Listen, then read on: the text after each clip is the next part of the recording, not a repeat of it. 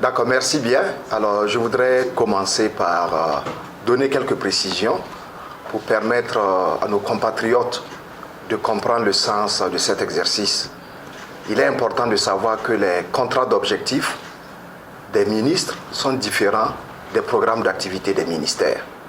Les contrats d'objectifs, ce sont des objectifs prioritaires et stratégiques que le chef du gouvernement assigne à chaque ministre. C'est un peu comme des accélérateurs qui doivent permettre sur le terrain d'impacter de façon considérable le secteur d'activité concerné. Alors pour notre cas, il s'agit donc des secteurs de la communication, de la culture, des arts et du tourisme. Nous avions donc 19 objectifs stratégiques qui nous étaient assignés et 19 objectifs qui se traduisent aussi en termes de produits. Et sur les 19 produits, il y a 17 que nous avons pu obtenir pour un taux de 100%. Donc 17 activités réalisées à 100%. Alors, il y a 2 produits qui malheureusement n'ont pas été exécutés à 100%, mais dont le taux se situe entre 90 et 95%. Ce qui nous permet d'avoir un taux global de 98,41% contre 92,67% en 2024. Cela nous fait donc un gain de 6 points sur donc la performance.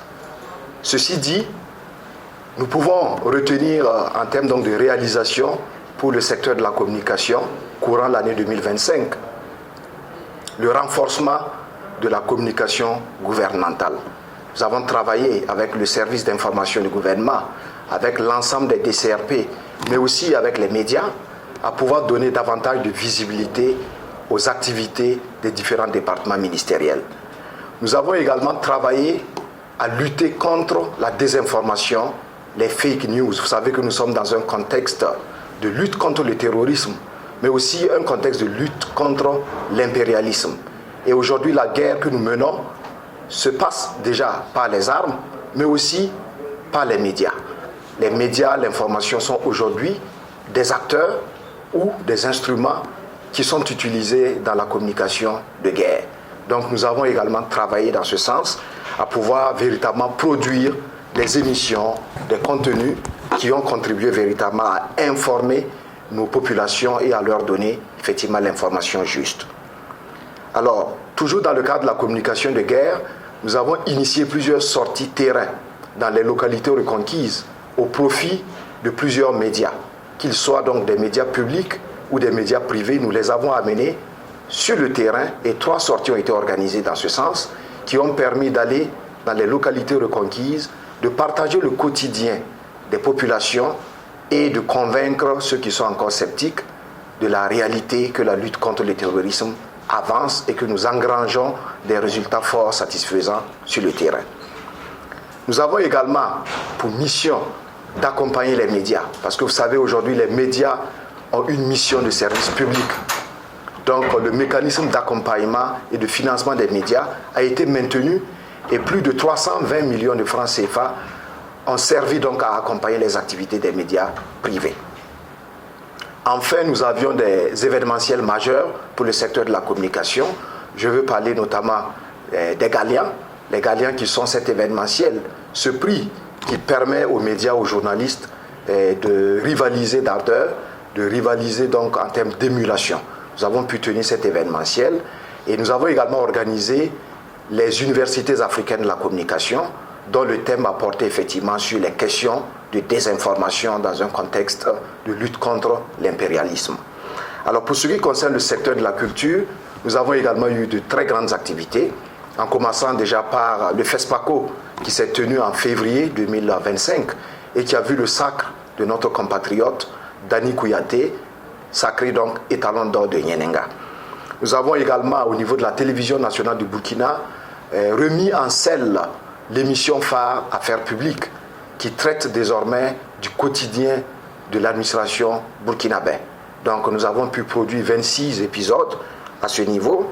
Nous avons tenu des événementiels tels que la Nuit des Lompolos et nous avons également, pour rester en lien donc avec le cinéma, nous avons rendu opérationnel l'Agence burkinabé de la cinématographie et de l'audiovisuel, la BCA, qui émane donc d'une réforme majeure qui a permis de fusionner un certain nombre de structures qui œuvraient de par le passé à soutenir et à promouvoir le cinéma burkinabé.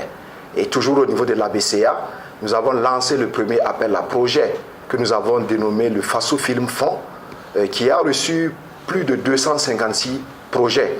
Et nous en avons retenu 58 qui ont bénéficié d'un financement assez conséquent pour permettre de produire des films qui racontent notre quotidien, des films qui valorisent nos héros, des films qui accompagnent les idéaux de la révolution progressiste populaire. Et pour le secteur du tourisme, je voudrais indiquer que nous avons engrangé de grands résultats à ce niveau, parce que nous avons, à la faveur de la grande saison du tourisme interne, travaillé à redonner goût au tourisme interne. Et aujourd'hui, tous les Burkinabés sont fiers de sortir de leur domicile et d'aller découvrir les merveilles de notre pays. Nous avons inauguré le mémorial le mausolée Thomas Sankara le 17 mai dernier. Et aujourd'hui, c'est devenu un site touristique majeur pour notre pays et pour la ville de Ouagadougou.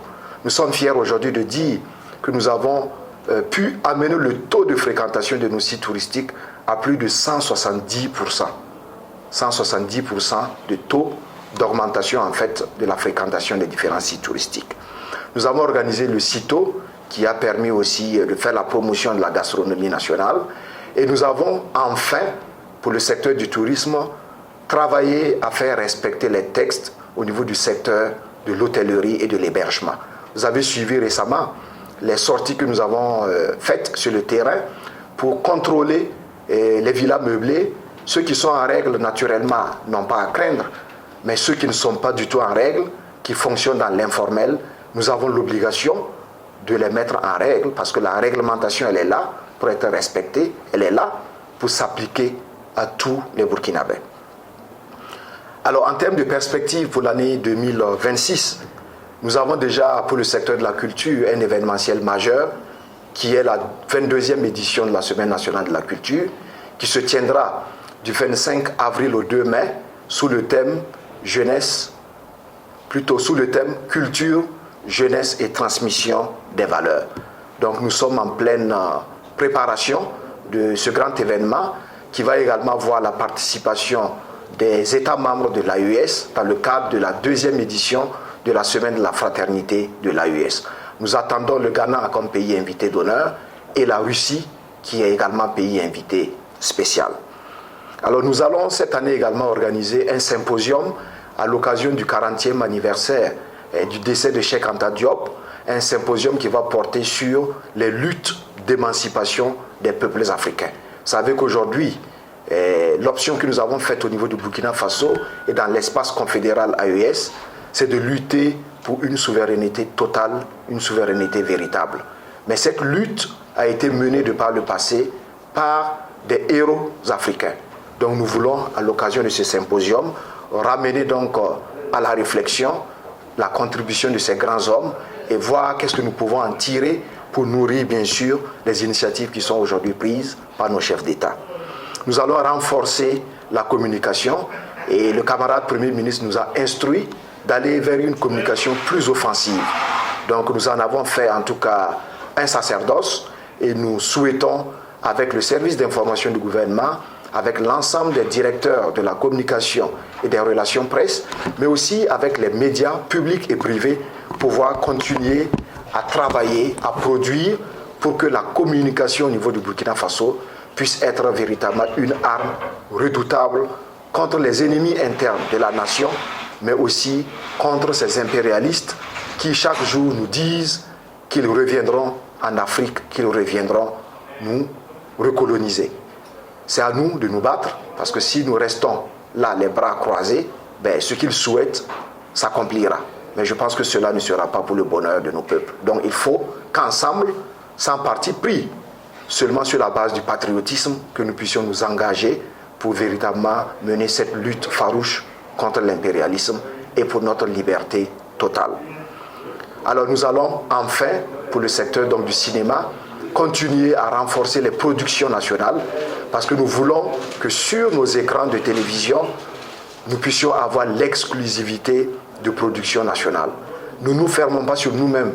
Nous allons nous ouvrir aux autres pays africains, aux autres pays amis qui nous proposent des contenus valorisants.